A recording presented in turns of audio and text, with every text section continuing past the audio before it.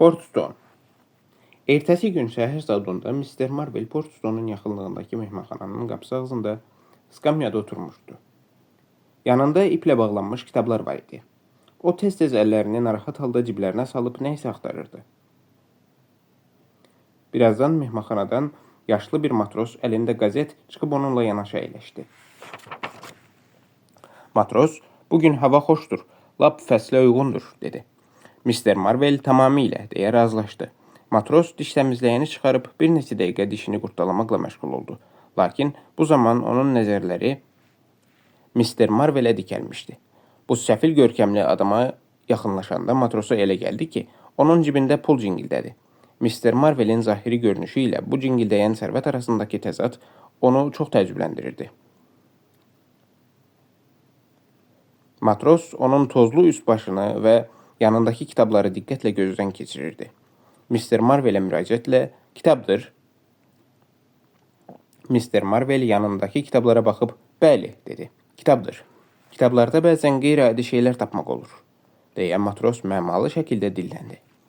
"Sizinlə tamamilə razıyam," deyə biçarə Marvel cavab verdi. "Yalnız kitablarda yox," matros əlavə etdi. "Doğrudur," deyə Mr. Marvel təsdiq etdi və narahatlıqla ətrafına baxdı. Hiss olunurdu ki, bu naqqal müsahibindən yaxı qurtarmaq istəyir. "Misal üçün, bəzən qəzetlərdə də qəribə şeylər yazırlar," deyə matros sözünə davam etdi. "Bəli, olur. Bax, elə bu qəzetdə də var." Matros diqqətli və ciddi baxışlarını Mr. Marveldən ayırmadan əlavə etdi. "Misal üçün, burada görünməz adam haqqında danışılır." Mr. Marvel ağzını büzdü, yanağını qaşıdı və qulaqlarının qızardığını hiss etdi. "Nələr uydurmurlar," deyə zəif səslə dilləndi. "Bu haradadır? Avstraliyada ya Amerikada?" "Yox canım, buradadır," dedi. Amma onun bu yerlərdə dolaşdığını fikirləşəndə adamın ürəyi sıxılır. Bu saat o azadlıqdadır. Qəzet yazır ki, bəzi məlumatlara görə burada Portstona tərəf yollanmışdır.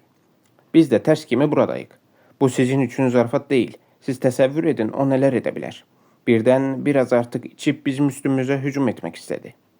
Tutaq ki, o qarət fikrinə düşdü. Ona kim mane ola bilər? Hə, əlbəttə, onun vəziyyəti çox əlverişlidir." Mr. Marvel bunu deyib, bir daha oğrun-oğrun ətrafına nəzər saldı.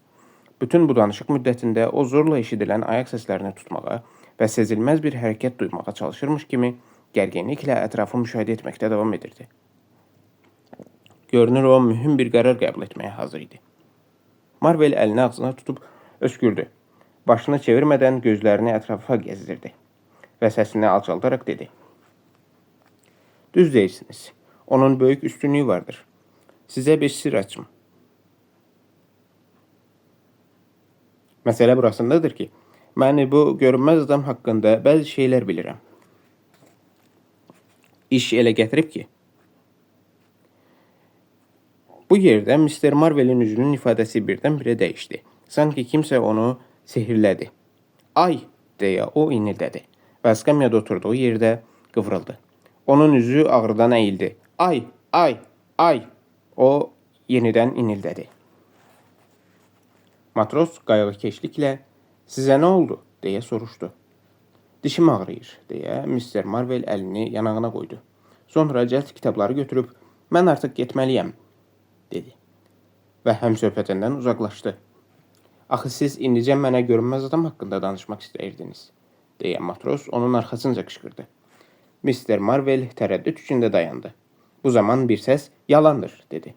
Bunlar hamısı yalandır," deyə Mr. Marvel təkrar etdi. "Mən zarafat edirdim." Matros əlində qəzet ayağa qalxıb gözlərini bərəltdi. Marvel əsəbiliklə ətrafına baxırdı. Matros aram-aram "Bir dayanın görüm," dedi. "Siz demək istəyirsiniz ki, bəli, görünməz adam əfsanədən başqa bir şey deyil," Marvel dedi. "Onda nə üçün sən bayaqdan mənim baş beynimi aparırdın? Bəlkə 10 dəqiqə olar ki, biz görünməz adam haqqında danışırıq. İndi də sən səfeh qanmaz başlamısan ki, rica edirəm söyməyəsiniz," Marvel dedi. "Söyüş söyməyim? Bir dayan görüm."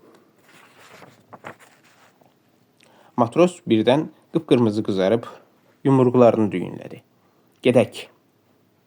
Yenə haradansa səs gəldi. Bu zaman nə isə Mr. Marveli itələdi. Əlindən tutub dartaraq matrosdan uzaqlaşdırdı. Matros yolun ortasında durub qalmışdı. Yalnız yoldan keçən araba onu yerindən tərpənməyə məcbur etdi. O, Portustona tərəf yollanaraq burnunun altında dünyada nə çox axmaq var, deyə mızıldandı. Görünür, məni dolamaq istəyirmiş. Uzun qulağın biri. Axı bunlar qəzetdə yazılmışdır.